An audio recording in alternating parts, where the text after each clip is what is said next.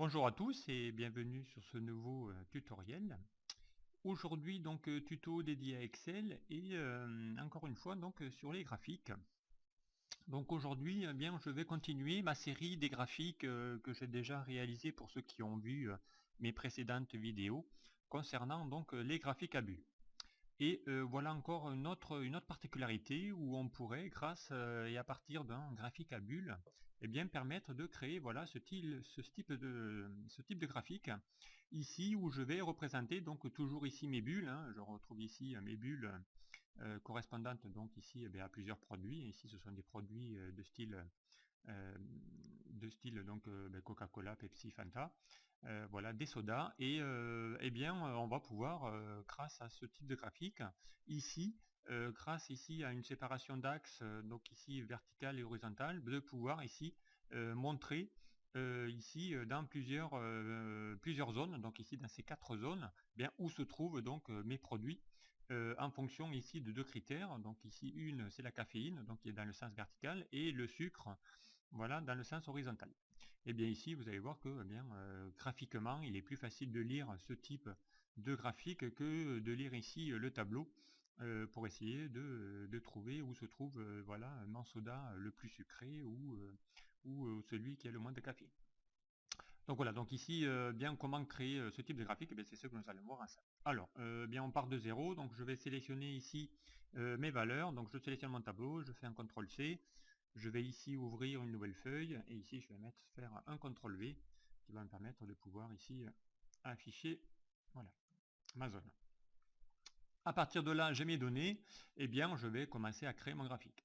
Alors lors de mes précédents tutos, je vous l'avais déjà mentionné, donc effectivement lorsqu'on veut créer ici un graphique de type bulle, eh bien on va éviter de sélectionner les in-têtes donc pour créer ce graphique. Donc on va uniquement sélectionner les données. Donc ici je sélectionne ma plage, qui est ici ma plage B3 à D7, et je vais ici dans l'onglet insertion, ici dans autre, chercher ici mon graphique de type bulle. Voilà. Donc à partir de là, j'ai mon graphique qui s'affiche.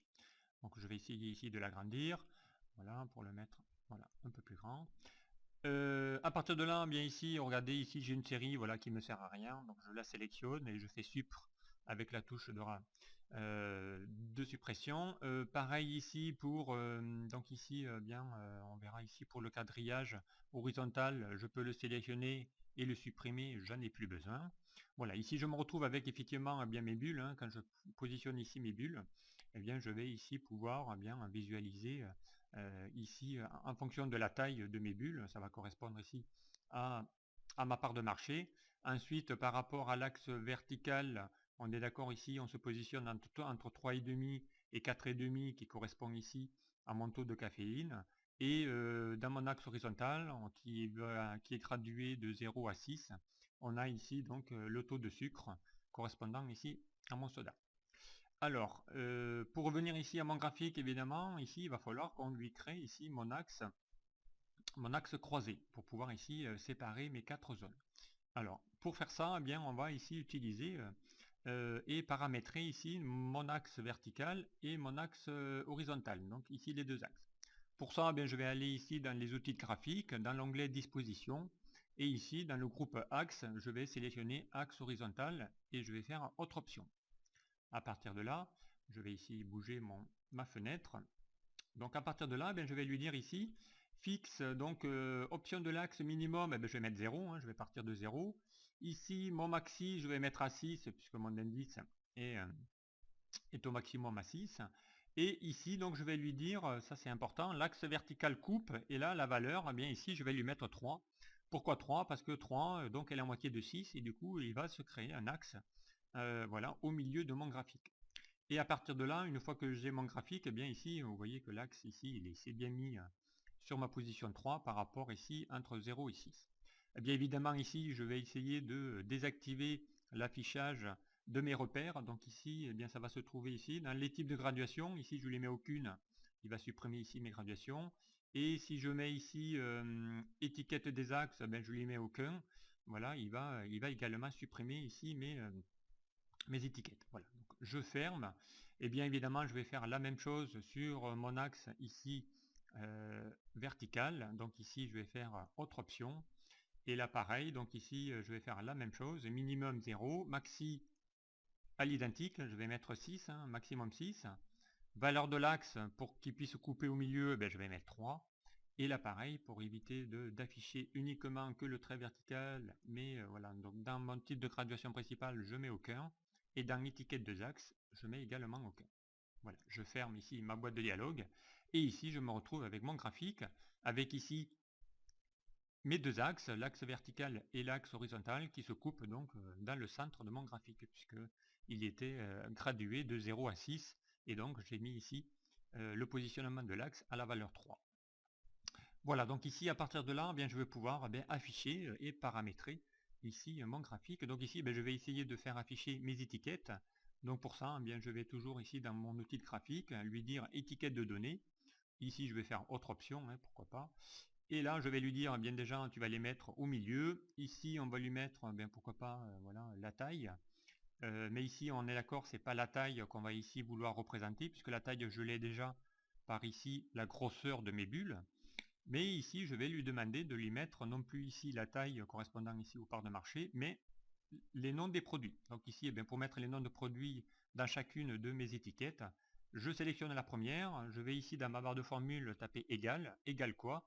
Eh bien la valeur 17 correspondante, c'est mon Coca Light. Je sélectionne ici ma cellule A6 que je valide par entrée, voilà, et ici ainsi de suite, voilà, ça s'affiche dorénavant les valeurs. Donc là pareil, égal, les 20% correspondent à mon Coca, je fais égal. Voilà.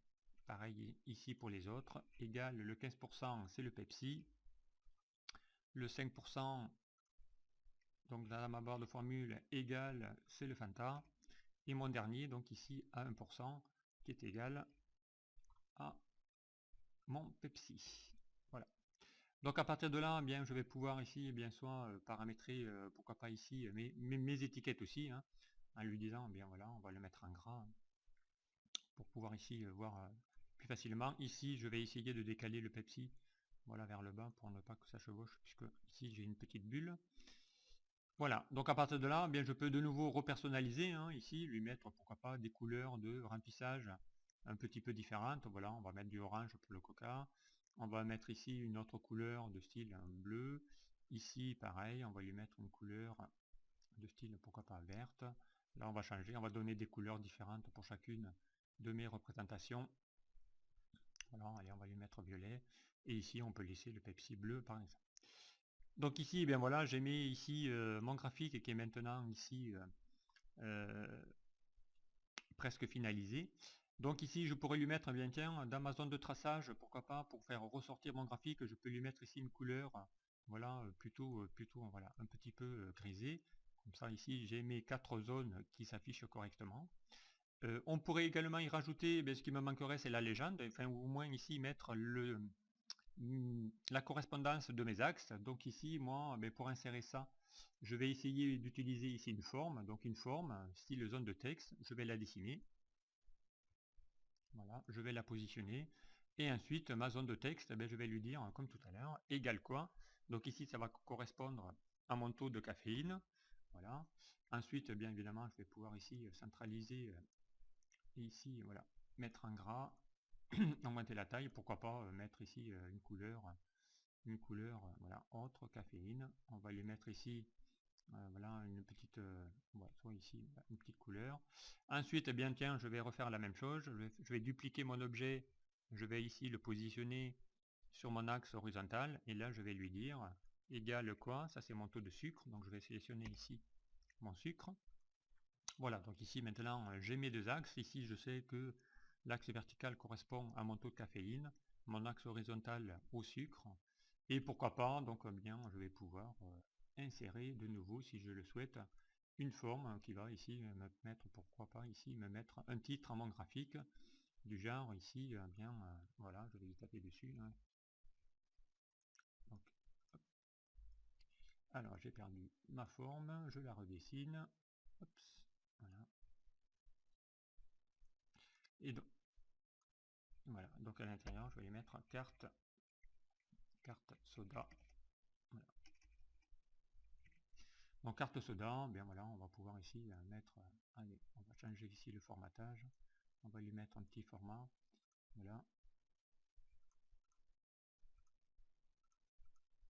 Voilà.